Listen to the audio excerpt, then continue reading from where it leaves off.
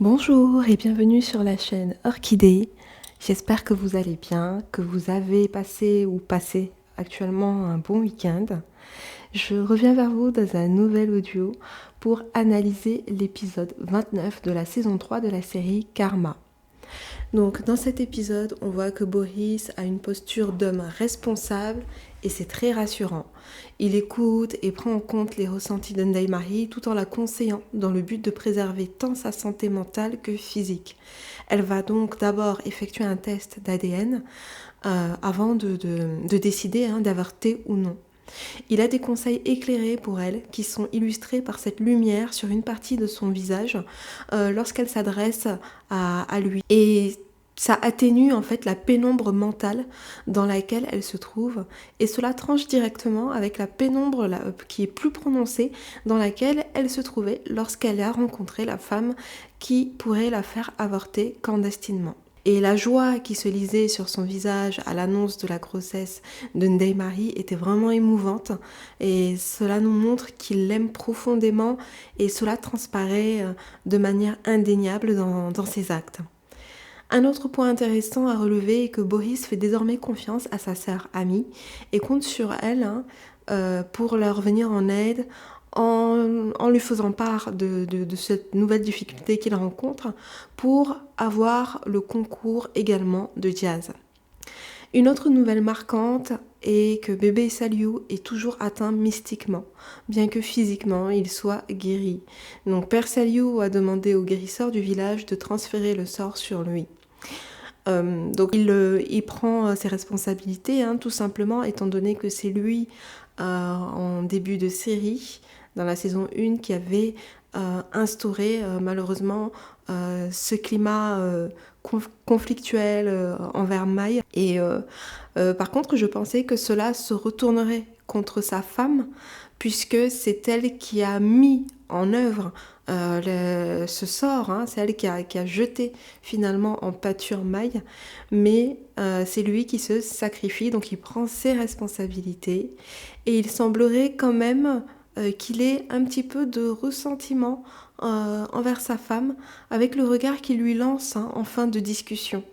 Comme s'il lui reprochait quelque part d'avoir accéléré la machine lorsqu'elle a effectivement jeté le sort à Maï. Un autre point aussi concernant cette famille, c'est que je suis déçue de n'avoir pas vu comment les interactions entre Maï et sa belle-mère ont été affectées après qu'elle lui ait avoué sa culpabilité. Ça n'a pas été exploité et je trouve que c'est un peu décevant. Donc elle continue de vivre sous le même toit malgré tout, et on ne voit pas la dynamique de la relation. Personnellement, je n'aurais pas pu vivre avec une belle-mère qui m'a fait ça. Une autre cohabitation que je trouve malsaine, c'est celle d'Amy et de Malika, puisque cette dernière est toujours dans la rivalité, malgré le divorce acté entre elle et Majib. Elle veut quand même quitter cette maison. Elle a quand même une certaine lucidité, elle veut quand même quitter cette maison, mais Aïda Kébé veut la garder égoïstement près d'elle, juste dans le but d'arriver à ses fins concernant Khadija. Elle exploite clairement la faiblesse psychologique d'autrui pour servir ses propres intérêts et je trouve cela écœurant. Sa présence, donc la présence de Malika a bien trop duré selon moi. Et ils sont tous irresponsables, tant ses parents que sa belle famille, tous autant qu'ils sont, à la laisser ainsi sans soin. Ça en devient vraiment lassant même, on tourne en rond par rapport à Malika, je trouve, et un drame va se produire.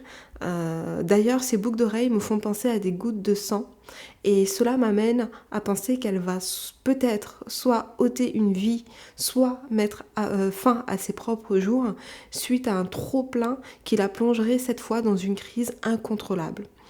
Et tout le monde se sert d'elle, même Khadija qui vient d'arriver. Au moment où Aïda Kébé dit vouloir réconcilier Majib et Malika, Khadija donc débarque à l'improviste, sans suivre le protocole traditionnel requis pour qu'une épouse rejoigne le domicile familial, et en plus, elle vient sans en aviser même son mari. Elle débarque avec un employé personnel qui a la carrure d'un beurre, c'est-à-dire un lutteur en Wolof. Et même Père Kébé ne fera pas le poids face à lui si les choses devaient se corser. Et là, je me dis que... Ça va péter. vous allez fuir. Vous attendez, vous allez fuir. Et le tableau qui se trouve derrière Malika, que j'ai déjà analysé dans une précédente vidéo, qui représente des coureurs et crée un mouvement de foule, illustre bien le fait que ça va être la débandade dans cette maison.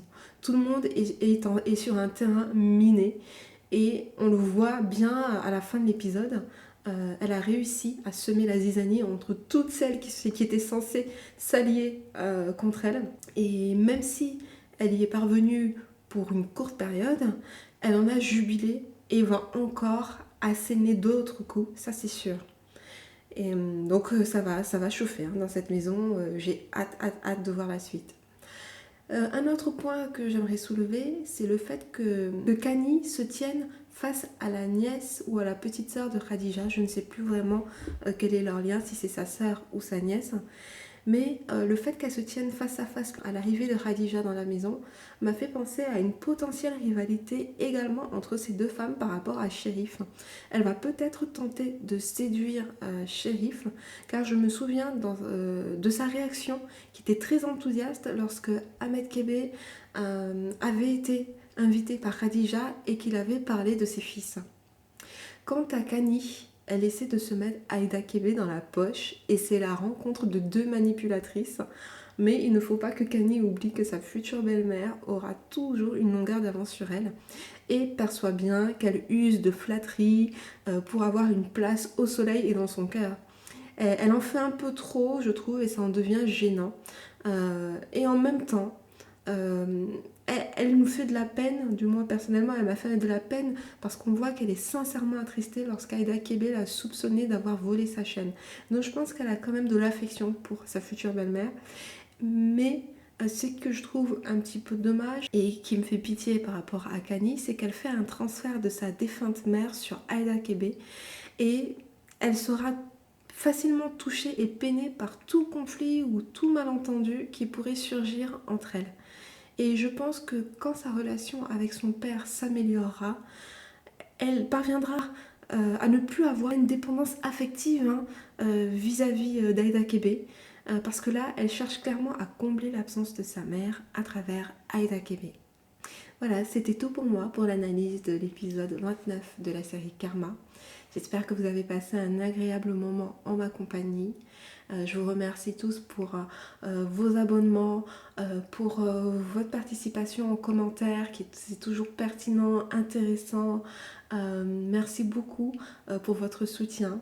Et je vous dis à très bientôt pour une nouvelle vidéo. Prenez soin de vous. Merci, au revoir.